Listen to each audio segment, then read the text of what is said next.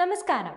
ഒരു അന്താരാഷ്ട്ര ഗ്രൗണ്ട് നിറയെ ആൾക്കാരെ നിർത്തി ഭരതനാട്യം കളിച്ച് ഗിന്നസ് വേൾഡ് റെക്കോർഡ് നേടാൻ ദിവ്യ ഉണ്ണിക്ക് തോന്നിയ ബുദ്ധിയെ ആരും വിമർശിക്കുന്നില്ല.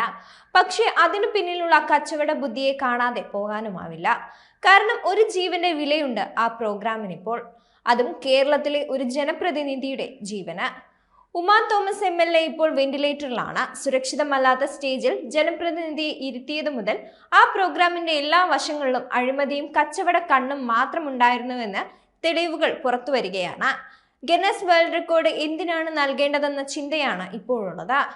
അപകടമുണ്ടാക്കിയതിനോ അതോ ഭരതനാട്യം അവതരിപ്പിക്കാൻ എത്തിയവരെ പറ്റിച്ചതിനോ അതോ GCDAയുടെയും പിരിവെടുത്ത ദിവ്യ ഉണ്ണിയുടെയും കപട കച്ചവട തന്ത്രത്തിനോ? ഒരു ജനപ്രതിനിധിയെ അപകടത്തിൽപ്പെടുത്താൻ വേണ്ടി തന്നെ നടത്തിയ പ്രോഗ്രാം എന്നതിനപ്പുറം മറ്റൊന്നും പറയാനുമാവില്ല.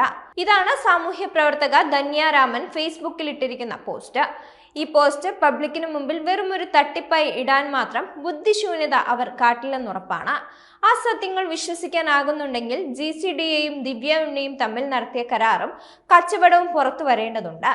യാതൊരു സുരക്ഷയും ഒരുക്കാതെ ഒരു ജനപ്രതിനിധിയെ അപകടത്തിൽപ്പെടുത്തിയതിന് ആരെയാണിവിടെ ശിക്ഷിക്കേണ്ടത്? ധന്യരാമന്റെ ഫേസ്ബുക്ക് പോസ്റ്റ് ഇങ്ങനെയാണ്: ദിവ്യ ഉണ്ണിയുടെ ഗിന്നസ് റെക്കോർഡ് പ്രോഗ്രാമിന്റെ നടത്തിപ്പുകാർ professional event management team in ഇന്ത്യയാണ്. GDCAയ്ക്ക് ഒരു ദിവസം 12 ലക്ഷം ലഭിച്ചാൽ സ്റ്റേഡിയം റെന്റിന് വിട്ടുകൊടുക്കുകയുള്ളൂ. ഈ കമ്പനി വാടക ഇനത്തിൽ അടച്ചത് 5 ലക്ഷം രൂപ, ഡിപ്പോസിറ്റായി 4 ലക്ഷം രൂപയും. ഈ 4 ലക്ഷം രൂപ ഇവർക്ക് തിരിച്ചു കിട്ടും. നിലവിൽ GCDA കോൺട്രാക്ട് വെച്ചിരിക്കുന്നത് കേരള ബ്ലാസ്റ്റേഴ്സുമായാണ്. ഇതിൽ തന്നെ GCDAയിലെ അഴിമതി നടന്നിട്ടുണ്ട്. കൃത്യമായിട്ടുള്ള അന്വേഷണം നടക്കണം. എഞ്ചിനീയറിംഗ് വിഭാഗം ഉറങ്ങിപ്പോയ പോലെയാണ് ചില ആളുകളെ കാണുമ്പോൾ. ഇത്രയും ഉത്തരവാദിത്തമില്ലാതെ ഒരു സ്റ്റേജ് നിർമ്മിച്ചു വെച്ചിട്ട് ഒരു മനുഷ്യൻ പോലും തിരിഞ്ഞു നോക്കിയില്ല.